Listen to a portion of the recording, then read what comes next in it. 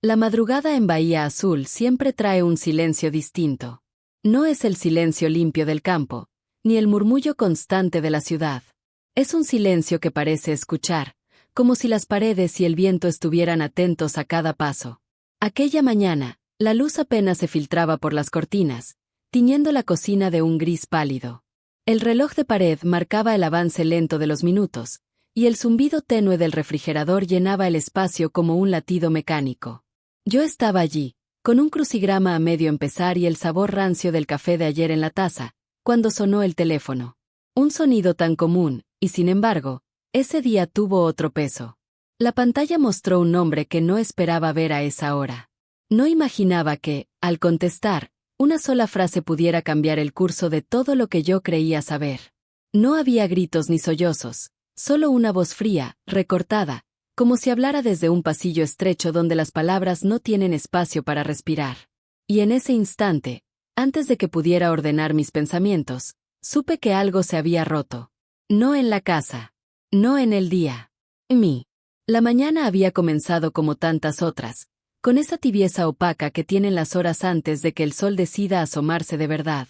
La cocina respiraba un olor mezclado, un resto de café dormido en la cafetera y el tenue perfume a madera que exhalaban los muebles viejos. Me senté en la mesa redonda, esa que guarda las cicatrices de los años en forma de rayones y marcas de vasos. Frente a mí, un crucigrama abierto, un lápiz de punta gastada y la promesa silenciosa de un día tranquilo. Fue entonces cuando el teléfono rompió la quietud. Ese sonido agudo, tan familiar, se alzó como una campanada que no pertenece a la hora. Miré la pantalla y el nombre de Esteban apareció, nítido, iluminando el aparato. Era demasiado temprano para que él llamara. De hecho, no podía recordar la última vez que lo había hecho. Algo en mi pecho se tensó, pero respondí con la voz todavía áspera del sueño. «Hola», dije, sin poder disimular la sorpresa. Al otro lado no hubo pausas, ni titubeos, solo dos palabras pronunciadas con la precisión de una cuchilla. Se fue. Durante un segundo absurdo, mi mente buscó explicaciones triviales. Pensé en el mercado, en una visita, en un viaje repentino. Cualquier cosa, menos lo que el tono cortante de Esteban sugería. El lápiz se deslizó de mi mano y cayó en mi regazo. «¿Qué quieres decir con se fue?», pregunté, aferrando el teléfono con más fuerza de la necesaria. El silencio que siguió fue breve, pero suficiente para que pudiera imaginar su expresión. El ceño apenas fruncido, los labios apretados, el sonido lejano de algo de vidrio chocando en su lado de la línea. Entonces, su voz volvió, más fría aún. «El funeral ya pasó. Solo amigos cercanos». La frase entró como un golpe seco. No hizo falta que dijera su nombre. Sentí el frío en las manos, el vértigo breve de quien se queda sin aire. «No hace falta que vengas», añadió, como si clausurara un asunto irrelevante. Me quedé callada. El lápiz rodó de mi regazo al suelo con un pequeño golpe sordo. Entonces, Esteban remató. Era lo que ella hubiera querido. Lo dijo rápido, sin inflexiones, como una línea aprendida de memoria. Antes de que encontrara la manera de contestar, soltó otra frase. «Tengo una reunión. Hablamos después». Y la línea murió. Me quedé con el teléfono pegado al oído, como si pudiera arrancar alguna palabra más del tono vacío. En la ventana, la luz temprana atrapaba el vapor que empezaba a salir de la tetera, dibujando figuras que se deshacían en el aire. No me reconfortaba. Apoyé el aparato sobre la mesa y me quedé mirando el crucigrama, incapaz de leer una sola letra. La palabra funeral rebotaba en mi cabeza como una moneda cayendo en un pozo sin fondo. Me levanté, con el cuerpo torpe, y me acerqué al fregadero. Afuera, en las macetas del patio, el rocío cubría las hojas como un velo de cristal. El viento sopló, haciendo crujir las ramas desnudas de los árboles, y yo sentí ese mismo crujir hueco en mi pecho. Pensé en lo que implica un funeral, flores pedidas, carros estacionados en fila, un nombre impreso en tinta negra para que el mundo lo vea. Si había ocurrido, tendría que haber un rastro. Pero en ese momento no había nada. Solo la voz de Esteban, repitiéndose en mi memoria. Volví a la mesa, como si pudiera retomar la rutina de la mañana, pero mis manos, por costumbre más que por decisión, fueron hacia el cajón donde guardaba las cartas viejas. Siempre se trababa a mitad de camino, como si el riel estuviera cansado de cumplir su función. Lo jalé con un tirón, y el cajón se abrió con un suspiro. Adentro, los paquetes de cartas estaban atados con cordel, postales descoloridas, sobres con remitentes que hacía años no veía. Y, en una esquina, una pequeña caja de madera donde guardaba cosas demasiado valiosas para dejarlas sueltas. La tomé y la llevé a la mesa. Dentro había medallas, una pulsera rota, un mechón de cabello envuelto en papel encerado, y algo que no recordaba haber puesto ahí. Una grabadora negra, delgada, no más grande que la palma de mi mano. La miré con cuidado. No era mía. La encendí. Un chasquido de estática llenó el aire y, luego, la voz de Julieta. Mamá, hay algo importante que necesito que guardes. Te explicaré pronto. Su tono era bajo, urgente, como si hablara desde un lugar donde temía que alguien pudiera oírla. La grabación terminó de golpe, cortada por un roce, un silencio abrupto. Me quedé con el pulgar sobre el botón de repetición, pero no fui capaz de escucharla otra vez. El sonido de su voz me atravesó como un cuchillo envuelto en terciopelo. Sentí como un dolor antiguo, uno que conocía demasiado bien, empezaba a abrirse paso en mi pecho. No era duelo. No todavía. Era algo más agudo, más frío, el filo cortante de no saber. El reloj de pared marcó la hora. Afuera, el día ya estaba despierto. Yo, en cambio, tenía la sensación de que acababa de entrar en una noche sin fin. Cuando el eco de la voz de Esteban se desvaneció, quedó un vacío más denso que el silencio. Era la clase de hueco que no se llena con ruido ni con palabras apresuradas, sino con respuestas, y esas, lo presentía, iban a ser difíciles de encontrar. Me aferré a una lógica fría. Si había existido un funeral, debía haber señales. Una lista de flores encargadas, autos alineados en las calles, un nombre impreso en tinta negra para que todos lo vieran. Incluso un rumor, por pequeño que fuera, habría viajado como un susurro por Bahía Azul. Encendí el ordenador y escribí su nombre en cada barra de búsqueda que conocía. Primero en la del periódico local, luego en redes sociales, foros, blogs, incluso en sitios donde la gente anunciaba eventos de la comunidad. Nada. Ni un obituario, ni una foto borrosa, ni un post casual en la galería donde Julieta trabajaba. Probé suerte con los grupos de WhatsApp. Allí, cualquier accidente de tránsito o fiesta improvisada corría como fuego en pasto seco. Pero tampoco. Ni un murmullo. Me quedé sentada, mirando la pantalla en blanco como si fuera a materializarse alguna pista por el mero hecho de esperarla. Afuera, el cielo se despejaba lentamente, pero yo sentía que una nube pesada se había instalado en mi pecho. Cerré la computadora y me levanté. Necesitaba moverme, hacer algo con las manos. Me ajusté el suéter ligero sobre los hombros y fui hasta el fregadero. Las macetas del patio, perladas de rocío, parecían ajenas a mi inquietud. El viento volvió a soplar, arrastrando un olor tenue a sal y hojas húmedas. El crujir de las ramas me recordó a algo hueco, algo que se rompe por dentro sin que nadie lo note. Me giré hacia el mueble del comedor. Ese cajón estrecho, el que siempre se atascaba, guardaba cartas y pequeños objetos que había jurado no perder nunca. Lo abrí, y como siempre, se detuvo a la mitad. Lo empujé con fuerza hasta que cedió con un quejido. Dentro estaban las cartas de otros tiempos, atadas con cordeles deshilachados, y postales de viajes que parecían de otra vida. Entre ellas, una cajita de madera que, hasta ese día, me había resultado familiar. La abrí casi sin pensar. Dentro, junto a medallas y recuerdos mínimos, descansaba un objeto que no recordaba haber visto antes.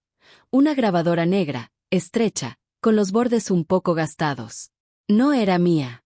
La tomé con cuidado, y al pulsar el botón de reproducción, un estallido de estática llenó la cocina. Luego, una voz. No cualquier voz. La voz de Julieta. Mamá, hay algo importante que necesito que guardes. Te explicaré pronto. El sonido de su tono me atravesó como una corriente helada. No hablaba con miedo, pero sí con urgencia, como quien lanza una cuerda antes de ser arrastrado por la corriente. El mensaje terminó de golpe, cortado por un roce, y luego, silencio. Me quedé con el pulgar sobre el botón de repetir, pero no pude. Escucharla otra vez sería como abrir una herida que todavía no sabía dónde estaba. El dolor que empezó a crecer en mi pecho no era el de luto, sino uno más filoso, más insidioso, el de no saber. El reloj de pared dejó caer un nuevo minuto, su tic-tac dibujando un compás extraño en medio de mi respiración. Afuera, el sol ya había trepado un poco más sobre el horizonte, pero para mí, la luz seguía teniendo un matiz gris. En ese instante lo supe. Si quería respuestas, tendría que buscarlas yo misma. El filo de la incertidumbre me acompañó durante toda la mañana. Cada vez que mi mirada se detenía en la grabadora, sentía que el objeto tenía un peso desproporcionado, como si dentro de su carcasa de plástico se hubiera concentrado algo más que sonido, una advertencia, una puerta a algo que no comprendía del todo. Decidí que no podía esperar. Tomé el teléfono y marqué el número de la oficina del registro civil. La voz de la mujer que me atendió era amable, pero tenía un matiz de desconcierto cuando, tras revisar, me dijo que no había ningún certificado de defunción a nombre de Julieta en el último mes. Colgué sin saber si sentir alivio o inquietud. Llamé entonces a la oficina del forense. El resultado fue idéntico. Ningún registro, ningún reporte, ningún cuerpo. Me quedé de pie, con el auricular aún en la mano, mirando la ventana como si de pronto fuera a aparecer allí una respuesta. No llegó nada, solo el mismo patio, el mismo viento. Guardé la grabadora en el bolsillo de mi suéter. El contacto con el tejido parecía templar la inquietud, aunque sabía que era solo una ilusión. La casa estaba demasiado silenciosa. Fue entonces cuando marqué el número de Clara Mondragón. Sabía que contestaría al segundo timbre. Siempre lo hacía. Su voz, firme y cálida, llenó la línea. Isadora. ¿Cuánto tiempo? ¿Qué pasa? Le conté todo, la llamada de Esteban, la ausencia de obituario, la grabadora con la voz de Julieta, la falta de registros oficiales. Ella escuchó sin interrumpir, como solo una vieja amiga puede hacerlo. Al final, hubo un breve chirrido de su silla y su voz volvió, más grave. Ven a la casa. Hay algo que necesitas saber. No pregunté más. Tomé las llaves, el bolso y, sin darme cuenta, también la grabadora. Su estudio olía como siempre, a libros viejos y aceite de limón. Era un aroma que me trasladaba a cuando éramos jóvenes, navegando nuestras carreras con una mezcla de audacia y miedo. Clara me condujo a su escritorio de roble, donde los papeles estaban apilados con una precisión que rozaba lo obsesivo. Del cajón central sacó una carpeta manila y, antes de abrirla, la golpeó 2 veces contra la mesa, como para subrayar la importancia de lo que iba a mostrarme. Esto, dijo, deslizándome un documento, es una copia del testamento que tu hija actualizó hace 3 semanas. Mis ojos se fijaron en la hoja. Allí, con su letra cuidadosa y curva, Julieta me nombraba coejecutora y única heredera de ciertas cuentas. Cuentas que Esteban no podía tocar. El aire se espesó. La pregunta me salió casi como un susurro. ¿Por qué no me lo dijo? Clara apretó los labios antes de responder. Mi apuesta es que no tuvo tiempo, o temía que alguien la estuviera vigilando. Nos quedamos en silencio. Entre nosotras, el peso de los papeles parecía llenar toda la habitación. La luz fluorescente de la lámpara caía sobre la tinta, que brillaba con un destello frío. Clara no apartó la mirada de mí cuando dijo: si Esteban quería controlar esos bienes, tendría que sacarte del camino, para siempre o de alguna otra forma. Sentí un cambio interno, una claridad que helaba más que el miedo. No era pánico, sino una certeza. Lo que estaba ocurriendo no era casual, y Julieta, de algún modo, había tratado de prevenirlo. Clara alargó la mano hacia otra carpeta, pero se detuvo. Si quieres indagar más, debes ser cuidadosa. Muy cuidadosa. Asentí despacio, guardando el testamento en su carpeta. Cuando me levanté para irme, su mano rozó la mía, un recordatorio silencioso de todos los años en que habíamos confiado la una en la otra. Al salir al aire fresco, sentí que cada paso me llevaba no solo hacia la calle, sino más adentro de algo que apenas empezaba a revelar su forma. Y en el centro de todo, estaba Julieta, y un peligro que no había terminado de mostrarse. Lo que estás a punto de descubrir cambia por completo el rumbo de esta historia. Si has llegado hasta aquí, quédate hasta el final, porque lo que viene no es solo impactante, es la pieza que encaja todas las dudas. Suscríbete ahora para no perderte ni un solo detalle y cuéntame en los comentarios. Tú también sentirías esa mezcla de miedo y claridad si estuvieras en mi lugar. El camino hacia el estudio de Julieta fue más corto de lo que esperaba. Tal vez porque mi mente viajaba más rápido que el coche, repasando cada palabra de Clara, cada silencio de Esteban, cada imagen de Julieta que podía rescatar de la memoria. El casero me recibió con un gesto amable, sin hacer preguntas. Aceptó de inmediato mi excusa, recoger algunas pertenencias personales. Yo sabía que no iba por recuerdos, sino por respuestas. La cerradura estaba dura, como si se resistiera a abrirse. Cuando finalmente cedió, un olor tenue se deslizó por la rendija, aceite de linaza, mezclado con la dulzura seca de las flores que a Julieta le gustaba mantener junto a la ventana. Me quedé quieta unos segundos, observando el lugar. El sol de la tarde entraba oblicuo, atrapando motas de polvo en el aire. Nada había cambiado. Pinceles en frascos de vidrio, lienzos a medio terminar apoyados contra la pared, carretes de hilo y listones de colores entre tubos de pintura. Un desorden que solo ella podía entender. Caminé despacio, como si temiera alterar el equilibrio que había quedado suspendido allí. Empecé por los cajones del escritorio, facturas, cartas sin enviar, catálogos doblados, todo normal, todo visible. Fue la canasta de costura, en una mesa del rincón, la que llamó mi atención. La conocía desde hacía años. Era ovalada, resistente, con la tela exterior gastada por el uso y un tono azul desvaído que había perdido su intensidad original. Levanté la tapa y encontré lo que esperaba: alfileres, pequeñas tijeras, una cinta métrica enrollada con cuidado. Pero, bajo la bandeja de herramientas, en una esquina, había algo más. Un ovillo de hilo de bordar descansaba sobre un bulto pequeño, envuelto en papel craft. Lo tomé con suavidad. El papel estaba doblado con un cuidado meticuloso, y en una esquina, reconocí de inmediato la letra de Julieta. Guarda esto con cuidado. Lo desenvolví con cautela, y en mi mano apareció una llave de latón. Su superficie estaba tibia, como si llevara guardando tiempo dentro de sí. En el mango, un número estampado con precisión. No era una llave común. Reconocí la forma y el peso. Era de una caja de seguridad. Sentí como mi pulso se aceleraba. Ese objeto, tan pequeño, contenía una promesa y una amenaza al mismo tiempo. Si Julieta había escondido la llave aquí, era porque sabía que tarde o temprano yo la encontraría, y también que otros no debían hacerlo. Guardé la llave en el bolsillo interno de mi bolso, ese que siempre cerraba con cremallera. Al salir, la luz del pasillo parecía más fría, como si hubiera cambiado mientras yo estaba dentro. Caminé hasta el coche con pasos medidos, conteniendo el impulso de llamar a Clara en ese mismo momento.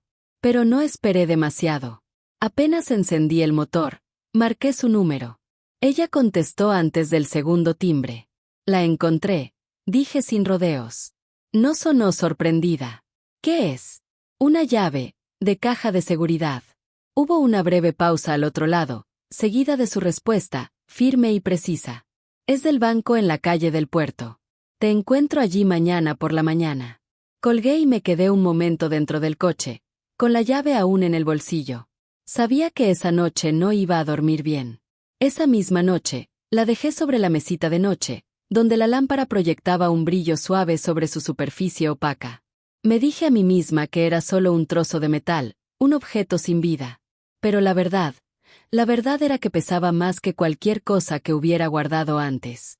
Era una migaja dejada en un camino oscuro. Y yo, sin elección, estaba destinada a seguirlo. A la mañana siguiente, el aire del puerto estaba impregnado de sal y de esa humedad fría que se mete en los huesos. Clara ya me esperaba frente a la sucursal, con las manos enguantadas alrededor de un vaso de café humeante. Nos saludamos con un leve asentimiento, sin necesidad de palabras.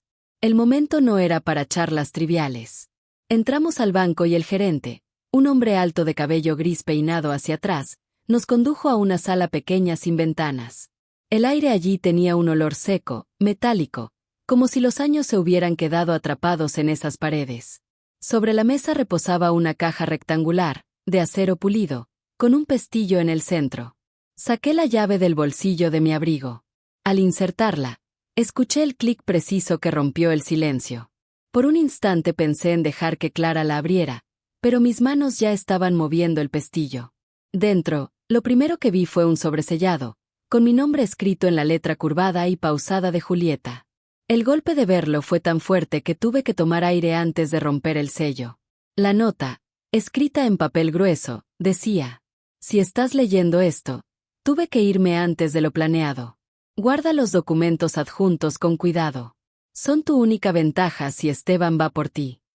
Leí esas líneas varias veces, sintiendo que el significado se abría en capas, como si cada lectura añadiera un peso distinto sobre mis hombros.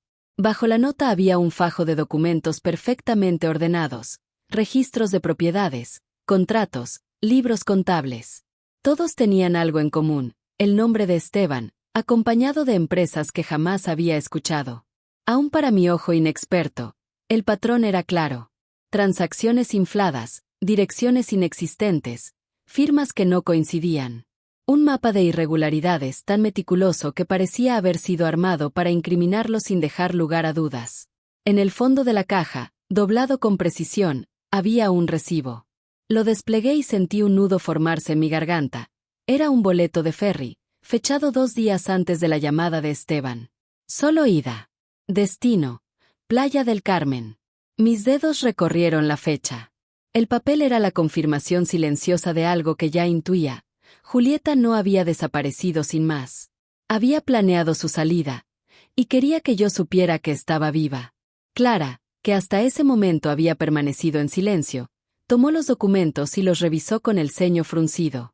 Cuando terminó, levantó la vista y dijo: esto es más que suficiente para llamar la atención de las personas correctas.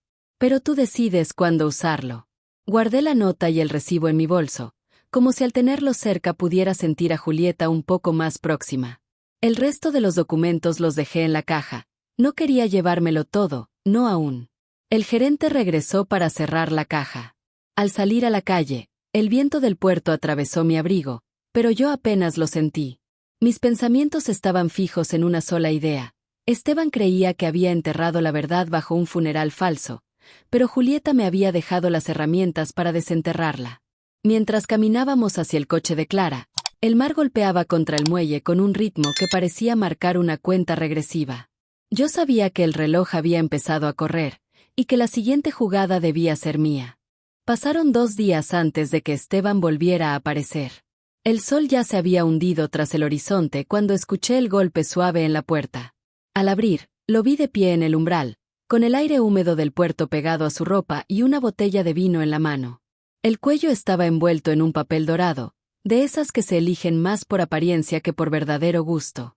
Pensé que podríamos brindar, dijo, dibujando una sonrisa que no alcanzó a sus ojos. Me hice a un lado sin responder, dejándole paso. Caminó por la casa con esa mirada que parece tomar inventario de todo: el aparador, las estanterías, las fotos aún en su sitio. Yo lo seguía en silencio, observando cómo se movía como si el espacio fuera suyo. En la sala, sirvió 2 copas. Me tendió una. Por Julieta, dijo, alzando la suya. Solo asentí. La superficie oscura del vino atrapaba la luz de la lámpara en destellos rojos. No bebí. Él, en cambio, se llevó la copa a los labios y bebió un trago largo, dejando escapar un suspiro que parecía ensayado. Se recostó en el sillón, con un brazo sobre el respaldo, girando lentamente el líquido en su copa. ¿Sabes? Comenzó, con tono casual: es curioso cómo la vida cambia de repente. Un día tienes todo en orden y al siguiente, dejó las palabras suspendidas, con la mirada fija en la mía. La gente puede perder sus casas por simples malentendidos. No necesitaba más para entender que sus palabras llevaban un peso calculado. Estaba dibujando un escenario en el que yo me veía desalojada, con cerraduras cambiadas y candados en la puerta. Seguro que sí, respondí, con la misma ligereza que él fingía. Sonrió de nuevo, pero esta vez sin brillo en la mirada. Odio pensar que algo así te pase a ti, sobre todo ahora que estás sola. La insinuación quedó flotando en el aire. Crucé las manos en el regazo, dejé que el silencio se alargara. Él se removió incómodo, bebió otro sorbo y, tras unos segundos, se levantó. Hablaremos de nuevo, dijo, dejando la botella medio vacía en la repisa. Cuando la puerta se cerró detrás de él, tomé la copa intacta de la mesa y la llevé a la cocina. El líquido se arremolinó en el fregadero, liberando un aroma suave a roble, mezclado con algo más fuerte, menos familiar. Enjuagué la copa con cuidado, hasta que el cristal quedó limpio. Fui hasta el armario y saqué la carpeta que había escondido en el fondo. La llevé a la mesa y la abrí, desplegando su contenido hoja por hoja, el recibo del ferry, la nota de Julieta, y las copias de registros de propiedades que Clara había conseguido antes de devolver los originales a la caja del banco. Cada página contaba una historia, y juntas formaban un mapa claro: empresas fantasma, contratos falsos, transferencias sospechosas. Suficiente para levantar sospechas, y para atraer a gente que Esteban no quería cerca. Esa noche, llamé a Clara. «Estoy lista para moverme», le dije. Llegó en menos de una hora, con su maletín y esa calma eficiente que la había acompañado toda la vida en los tribunales. Nos sentamos juntas a clasificar y etiquetar. Conectamos fechas, montos, nombres. Con cada hilo que uníamos, la imagen se volvía más nítida. Al final de la madrugada, teníamos 3 paquetes sellados: uno para un contacto de confianza en el periódico local, otro para un amigo de Clara en la fiscalía, y el tercero para esconderlo en un lugar que solo yo conocería.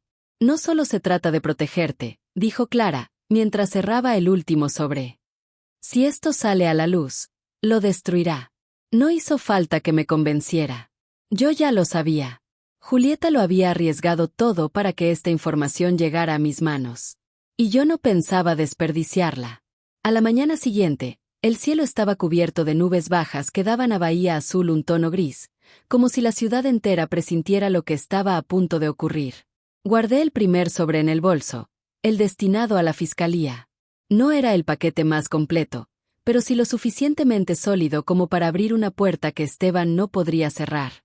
El edificio de la fiscalía estaba a pocas calles del juzgado, con una fachada de piedra gastada por el aire salado. Al entrar, el olor a papel y desinfectante me recibió con la frialdad habitual de los lugares donde se deciden destinos. Mi contacto, Mauricio Quintero, me esperaba en el vestíbulo. Alto, de mirada aguda y movimientos medidos, me condujo a un rincón apartado, lejos de oídos curiosos. Saqué el sobre de mi bolso y lo deslicé por la mesa. «Todo está aquí». Apunta directamente a Esteban. «Fraude, lavado de dinero, y posiblemente algo peor», dije, sin apartar la mirada de la suya. Mauricio no abrió el sobre de inmediato. Me estudió, como midiendo el peso de mis palabras. Finalmente asintió. «Lo revisaremos con discreción. Si esto es sólido, actuaremos rápido». No necesitaba oír más. Me levanté, y con un apretón de manos, dejamos la conversación ahí. Salí del edificio con la sensación de haber movido la primera ficha de un tablero peligroso. Pero el alivio me duró poco. Al llegar a casa, vi el coche de Esteban estacionado frente a la entrada. Estaba apoyado contra la repisa de la sala, como si llevara esperándome un buen rato. «Has estado ocupada», dijo, sin molestarse en disimular la ironía. No me quité el abrigo. Me quedé cerca de la puerta, con las llaves aún en la mano. «He tenido cosas que atender». Él ladeó la cabeza, con una sonrisa apenas curvada. «La gente habla en este pueblo. Alguien dijo que te vio en la fiscalía». No respondí. Su sonrisa se desvaneció, y el aire se tensó entre nosotros. «Si crees que puedes meterte en mis asuntos, estás cometiendo un error». Pasé junto a él hacia la cocina, dejando las llaves sobre la mesa. «No me meto en tus asuntos, Esteban. Cuido lo que es mío». Se quedó quieto unos segundos. Luego dio un paso hacia mí, y su voz cambió, perdiendo cualquier rastro de cortesía. «Te vas a arrepentir». Lo miré a los ojos, sin retroceder. El silencio que siguió pesó más que cualquier amenaza explícita. Finalmente, se dio la vuelta y salió, cerrando la puerta con un golpe seco. Me quedé quieta, escuchando el motor de su coche alejarse. Después, fui al armario y saqué el segundo sobre, el que iría al periódico local. Si Esteban creía que podía asustarme, aún no había entendido que Julieta me había dejado más de una carta para jugar. A la mañana siguiente, el aire de Bahía Azul tenía un filo cortante, como si el mar hubiera decidido dejar su sal en cada esquina. El segundo sobre descansaba en el fondo de un bolso de lona sencillo, invisible para cualquiera que no supiera lo que llevaba dentro. Era el golpe que Esteban menos esperaría, La exposición pública. El periódico local estaba en una calle estrecha, con ventanas altas y olor a tinta fresca. La recepcionista, una joven de cabello corto y ojos rápidos, me condujo hasta una oficina en la parte trasera. Allí, detrás de un escritorio cubierto de papeles y una pantalla encorvada sobre sí misma, estaba Leandro Durán, el editor. Clara dijo que podrías pasar, dijo sin levantar demasiado la voz, pero con un brillo de interés en los ojos. Puse el sobre frente a él. Todo está documentado, nombres, fechas, números de cuentas, un rastro que lleva directo a Esteban. Leandro rompió el sello con cuidado, como si supiera que cada hoja era pólvora. Su ceño se frunció a medida que avanzaba en la lectura. Si esto es cierto, murmuró, va a armar un escándalo. Ese es el punto, respondí. Salí del edificio sin mirar atrás, dejando que el sonido del tráfico callejero cubriera el eco de mis pasos. Sabía que Leandro no perdería tiempo. Y no me equivoqué.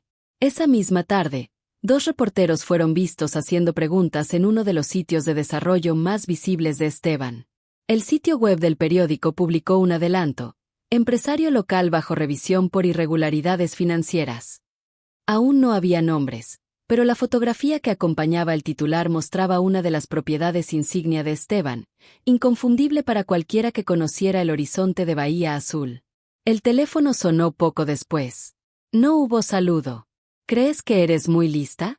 Su voz estaba tensa, el control empezando a resquebrajarse. Creo que soy meticulosa, respondí con calma.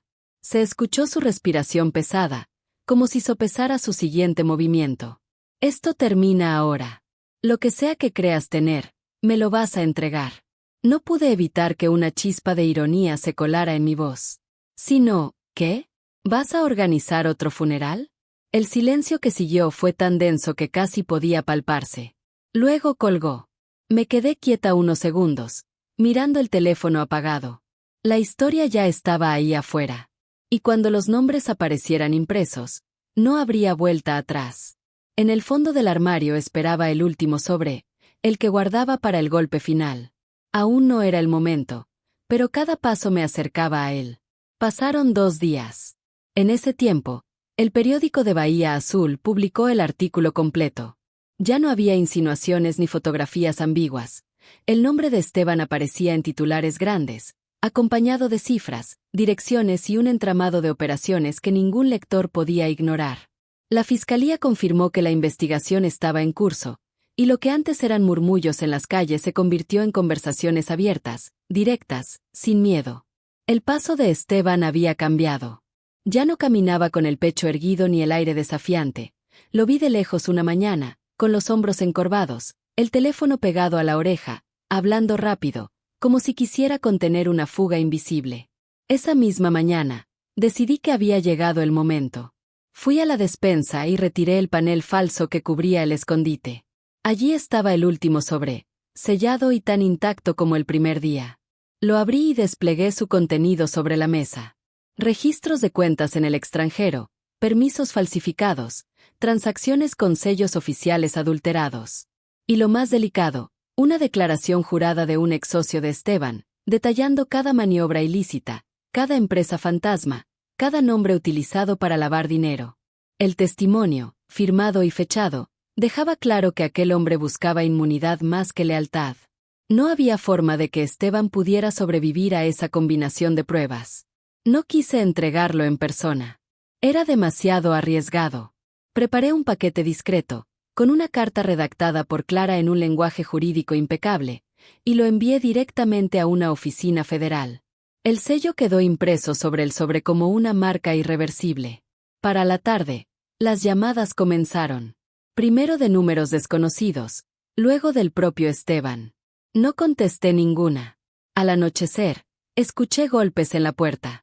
Me quedé en la cocina, con una taza de té en las manos, observando cómo el vapor ascendía en espirales.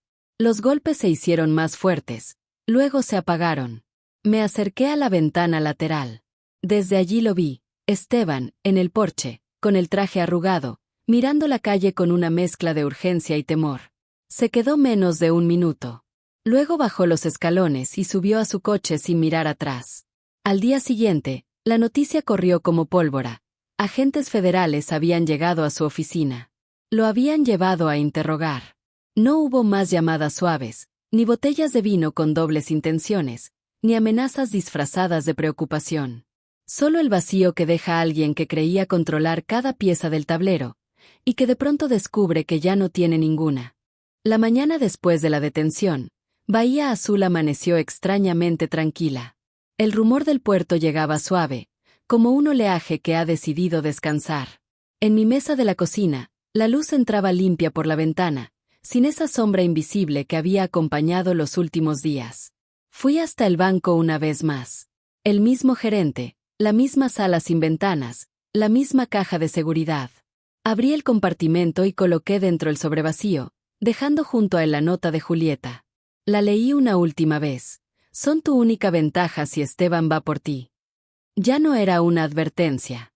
Ahora era un recordatorio de que había cumplido. Cerré la caja y me quedé un instante con las manos apoyadas sobre el metal frío. Ella estaba a salvo, en algún lugar donde el mar no le trajera recuerdos de peligro. Y yo había honrado cada pedazo de la confianza que me dejó. Regresé a casa con una sensación nueva. El silencio estaba allí, como siempre, pero ya no era un peso. No era vacío. Era paz. Un silencio que no vigilaba, sino que abrazaba. Me senté frente a la ventana, con una taza de café recién hecho, observando cómo la luz de la mañana se extendía por el patio. No sabía cuándo volvería a ver a Julieta, pero sabía que lo haría. Y, mientras tanto, podía esperar. Y ahora dime, si estuvieras en mi lugar, ¿habrías seguido las migas que dejó Julieta, aunque eso significara enfrentarte a alguien como Esteban? Déjame tu respuesta en los comentarios. Quiero leer cada historia, cada opinión. Activa la campanita de notificaciones para no perderte lo que viene, porque aún hay verdades que necesitan ser contadas. Y cuando aparezcan los videos sugeridos en tu pantalla, haz clic. Ahí seguirás descubriendo historias que te dejarán sin aliento. Comparte este video con alguien que necesite recordar que la verdad siempre encuentra su camino.